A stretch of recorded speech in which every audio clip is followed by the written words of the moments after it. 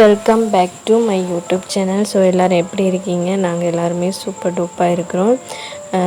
எங்களுக்கு சப்போர்ட் தர எல்லாருக்குமே ஃபஸ்ட்டாக நான் நன்றியை சொல்லிக்கிறேன். ஸோ மறந்துடாமல் இதே மாதிரி தொடர்ந்து எங்களுக்கு சப்போர்ட்டை தருவீங்க அப்படின்னு நான் நம்புகிறேன். ஸோ இன்றைக்கி சூப்பரான ஒரு வீடியோ தான் பார்க்க போகிறோம். சிம்பிளாக கத்திரிக்காய் இருந்தால் சிம்பிளாகவே செய்யக்கூடிய ஒரு ரெசிபி தான் இன்றைக்கி நாங்கள் பார்க்க போகிறோம். இந்த கத்திரிக்காய் பார்த்திங்கன்னா இது மரத்தில் காய்ச்ச நாட்டு கத்திரிக்காய்ன்னு சொல்லலாம். எங்கள் சித்தப்பாடு தோட்டத்தில் விளைஞ்ச கத்திரிக்காய் அது 2-3 எங்களுக்கு கொண்டு வந்து தந்துருந்தாங்க. ஸோ அதை வச்சு தான் இன்றைக்கி சூப்பரான ஒரு டிஷ் ஒன்று செய்ய போகிறேன். இது சுட சுட சோத்துக்கு சூப்பராக இருக்கும்.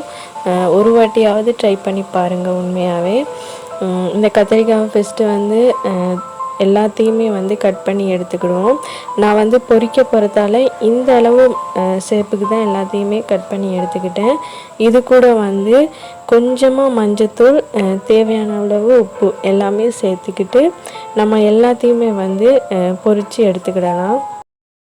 கத்திரிக்காய் பார்த்திங்கன்னா நிறைய விதமாக நம்ம செய்யலாம். ஆனால் வீட்டில் தற்போதைக்கு இருந்தால் சிம்பிளாக அதை வச்சு எப்படி செய்யலாங்கிறது தான் நான் இதில் காட்ட போகிறேன்.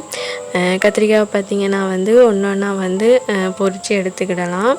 இது பொரிய வரக்காட்டியுமே நமக்கு தேவையான வெங்காயம், பச்சை மிளகாய், கருவேப்பிலை எல்லாமே நான் ரெடி பண்ணி வச்சு எடுத்துக்கிட்டேன். அதுக்கப்புறமா பொரிச்சு எடுத்ததுக்கு அப்புறமா ஒரு சட்டியை அடுப்பில் வச்சு தேவையான அளவு எண்ணெய் ஊற்றணும். எண்ணெய் பார்த்திங்கன்னா நான் கத்திரிக்காய் பொரித்த எண்ணெயை தான் எடுத்துக்கிட்டேன். அந்த எண்ணெய் சூடானதுக்கு அப்புறமா வெட்டி வச்சுருக்க வெங்காயம், கருவேப்பிலை, பச்சை கச்சிக்காய் எல்லாத்தையுமே போட்டு நம்ம வதக்கி எடுத்துக்கிடலாம். இதெல்லாம் வதங்கினதுக்கு அப்புறமா இது கூட கத்திரிக்காய் நம்ம சேர்த்துக்கிடலாம். ஏன்னா அப்போ தான் வெங்காயத்தோடு சேர்ந்து இன்னுமே சூப்பராக இருக்கும். கத்திரிக்காயை சேர்த்ததுக்கு அப்புறமா இதுக்கு தேவையான அளவு மஞ்சத்தூள், நாங்கள் இடித்த கட்டர்தூள் அதுதான் சேர்த்துக்கிட போகிறோம். அதுவுமே சேர்த்ததுக்கு அப்புறமா இதுக்கு உப்பு தேவையான அளவு நாங்கள் சேர்த்துக்கிடலாம். சேர்த்து நல்லா வதங்கினதுக்கு அப்புறமா இது கூட பார்த்திங்கன்னா நம்ம 2-3 நெத்தலி சேர்த்தாலுமே நல்லாயிருக்கும். நெத்தலியை பொரிச்சிட்டு இது கூட போட்டால் சூப்பராக அட்டகாசமாக இருக்கும். ஆனால் இப்போதைக்கு நெத்தலி நான் போட்டு செய்யலை. இதோட கத்திரிக்காய் போட்டு பிரட்டினதுக்கு அப்புறமா கொஞ்சமாக எனக்கு சீனி போட்டால் சூப்பராக இருக்கும். அதனால நான் தேவையான அளவு கொஞ்சமாக சீனியுமே போட்டுக்கிடுவேன். போட்டு எல்லாத்தையுமே பிரட்டி எடுத்தால் சூப்பரான கத்திரிக்காய் வறுவல் ரெடி ஆயிரும். உண்மையிலேயே சூப்பராக இருக்கும். கண்டிப்பாக ஒரு வாட்டியாவது ட்ரை பண்ணி பாருங்கள். ட்ரை பண்ணி பார்த்துட்டு நல்லா இருக்கா இல்லையா அப்படிங்கிறத கமெண்ட்ஸில் சொல்லுங்கள். இது ஃப்ரைடேயில் கூட நம்ம ஸ்பெஷலாக சமைக்கும்போது கூட இதை சமைக்கலாம். உண்மையிலேயே ரொம்ப நல்லாயிருக்கும்.